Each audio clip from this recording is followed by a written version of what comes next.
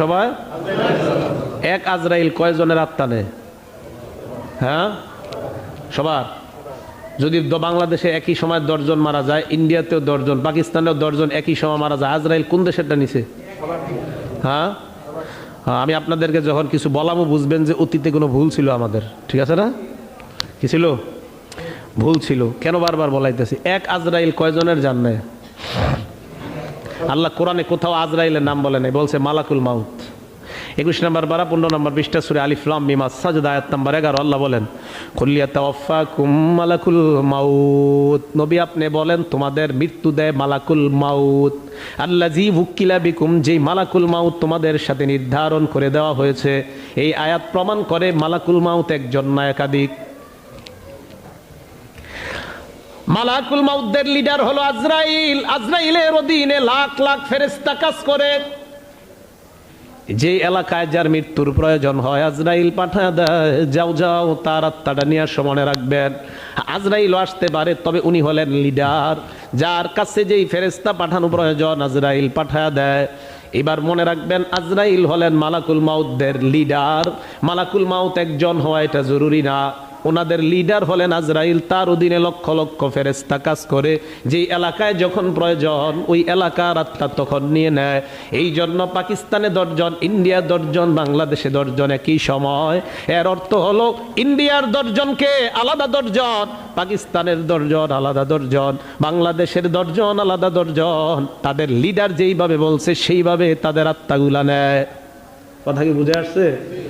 হ্যাঁ হ্যাঁ, ওলামায়ে কেরাম আছেন, তাহকিক করবেন, আমার এই কথা গবেষণা করবেন যে এটা কি বললাম হঠাৎ। এতদিন সারা জীবন জন্মের পর থেকেই শুনতেছি আজরাইল, এখন আবার কি কয়? হ্যাঁ,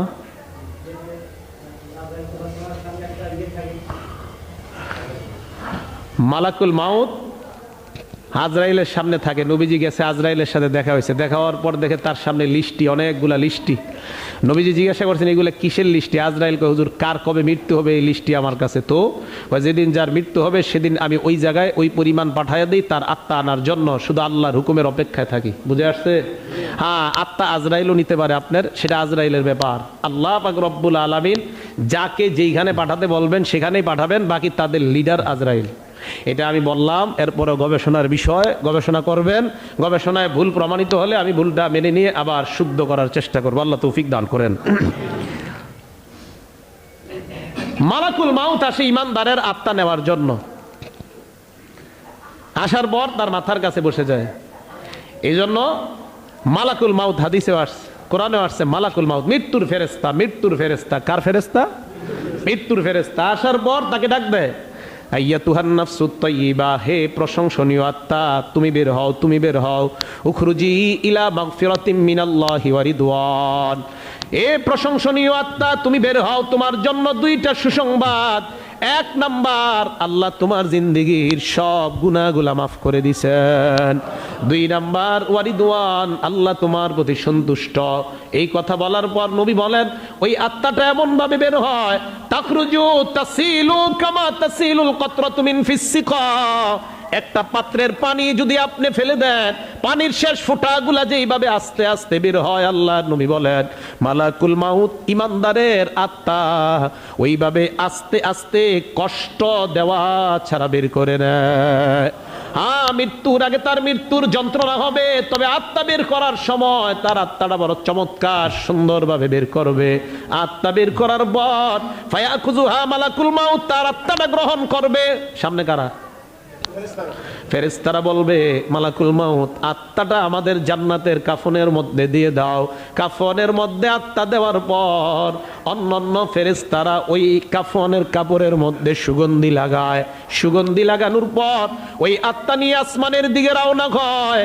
হাজার হাজার ফেরেশতারা বলে কার আত্মা কোথায় নিয়ে যাও? ওই ফেরেশতারা জবাব দেয় ফুলান ইবনু ফুলান, সায়েন্স ল্যাব স্টাফ কোয়ার্টার উমুকের সন্তান উমুকের আত্মা নিয়ে আসমানে দিয়ে রওনা করলাম। কিভাবে তোমরা বুঝলা? নামটা একটু বলো। ফায়ুসাম্মুনা, নামটাও বলবে বিআহসানি আসমাইহিল্লাতি কানু ইউসাম্মুনাহু বিহা ফিদ দুনিয়া। বলবে এটা উমুকের সন্তান উমুকের আত্মা, এই নাম। কি নাম? কয় বিআহসানি আসমা, সবচাইতে সুন্দর নাম এমন নাম। তা আপনারা যারা সল্টু বল্টু নাম রাখেন কি অবস্থাটা হবে? এটা কি সুন্দর নাম? বলেন এটা সুন্দর নাম? কি নাম রাখে? মন চায় তো একটা রাইখা দেয়।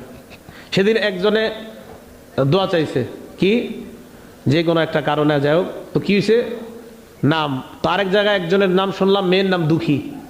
কি নাম? মেয়ের নাম কি? দুঃখী। এটা কোনো নাম? নাম রাখছে দুঃখী। হ্যাঁ, সবাই দুঃখীর মা কয়, মানে বুঝেও না, দুঃখী এটা চিন্তাও করে না, এটা আমি কি নামে ডাকি? দুঃখী, দুঃখীর মা। আরেক ছেলের নাম রাখছে জান্নাত। কি নাম রাখছে? জান্নাত। জান্নাত শব্দটা মুয়ান্নাস। এই মুয়ান্নাস থেকে প্রমাণ হয় মেয়েদের নামই জান্নাত রাখা উচিত, ছেলেদের নাম না। মনে চাইছে রেখে দিস। নামটাও একটু সুন্দরভাবে রাখা দরকার। এই নাম ধরে ধরে বলবে এটা উমকের সন্তান উমকে। আর যদি আপনি সল্টু রাখেন, ফেরেশতারা তো এই নামই বলবে না, এটা কোনো নাম হইলো, এই নাম কি বলবো?